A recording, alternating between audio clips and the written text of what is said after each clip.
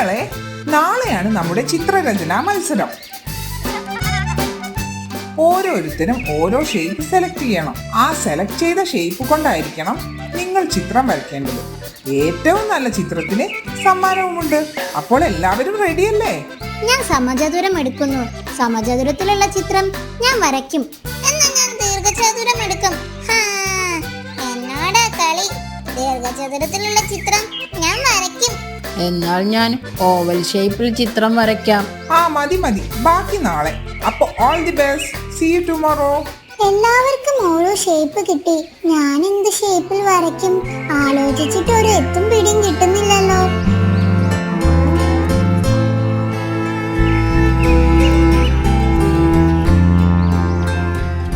എന്തു പറ്റി മോളെ? എന്താ മുഖത്തൊരു വാട്ടം? നാളെ സ്കൂളിൽ ചിത്രരചനാ മത്സരമുണ്ട്. ആഹാ, അതിന് സന്തോഷിക്കുകയല്ലേ വേണ്ടത്? അതല്ല അമ്മേ, ഷേപ്പ് വെച്ചിട്ടാ ചിത്രരചനാ മത്സരം സംഘടിപ്പിക്കുന്നത്. ഓരോരുത്തരും ഓരോ ഷേപ്പ് കണ്ടുപിടിച്ച് അത് വെച്ച് വേണം ചിത്രം വരയ്ക്കാൻ. എല്ലാവർക്കും ഓരോ ഷേപ്പായി. ഞാൻ ഏത് ഷേപ്പിൽ വരയ്ക്കുമെന്ന് ആലോചിച്ചിട്ട് ഒരു എത്തും പിടിയും കിട്ടുന്നില്ല മമ്മി. വിഷമിക്കണ്ട, നീ കണ്ണു തുറന്നൊന്ന് നോക്കിക്കേ. ഈ ലോകത്ത് എന്തെല്ലാം ഷേപ്സ് ഉള്ള വസ്തുക്കളുണ്ടെന്ന്. അത് ശ്രദ്ധിച്ചാൽ തന്നെ നിനക്ക് നാളെ വരയ്ക്കാനുള്ളത് കിട്ടും. മമ്മിയെ സഹായിക്കാം. അത് നല്ലൊരു ഐഡിയ ആണല്ലോ. ഞാനൊന്ന് നോക്കട്ടെ. ജനലൊരു സമചതുരമാണ്. ഈ പന്തൊരു വൃത്താകൃതിയിലുള്ള പന്താണ്. ഇപ്പോൾ എനിക്ക് മനസ്സിലായി. ഞാൻ വൃത്താകൃതിയിലുള്ള പന്ത് വരയ്ക്കും.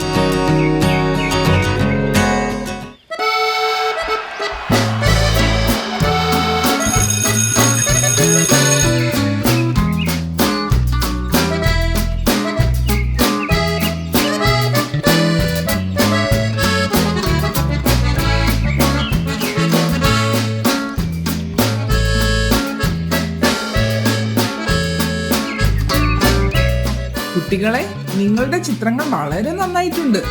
എന്നാൽ ജോമി വരച്ച ചിത്രമാണ് അതിൽ മികച്ചു നിൽക്കുന്നത്.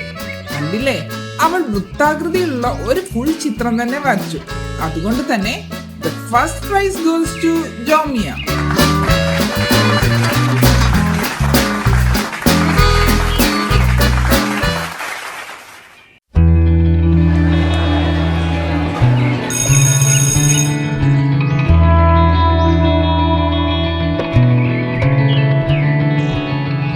ഹോംവർക്ക് ചെയ്തവരെല്ലാം എഴുന്നേറ്റ് നിന്നേ.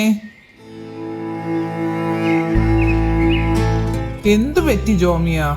ഈ ഇടയായി പഠിക്കണമെന്ന് യാതൊരു ചിന്തയുമില്ല അല്ലേ? കൈനീട്ട്, ഇനി മറക്കാതിരിക്കാനാണ്. അയ്യോ, തന്നല്ലേ മിസ്. ഇനി ഞാൻ മറക്കില്ല. തന്നല്ലേ മിസ്. Please please please. സ്വപ്നമായിരുന്നോ? ഭാഗ്യം. ഞാൻ ഇന്നും ഹോംവർക്ക് എന്തെങ്കിലും ഒന്ന് ചെയ്തേ പറ്റൂ. ഐഡിയ. ജോമി, എഴുന്നേക്കുന്നില്ലേ?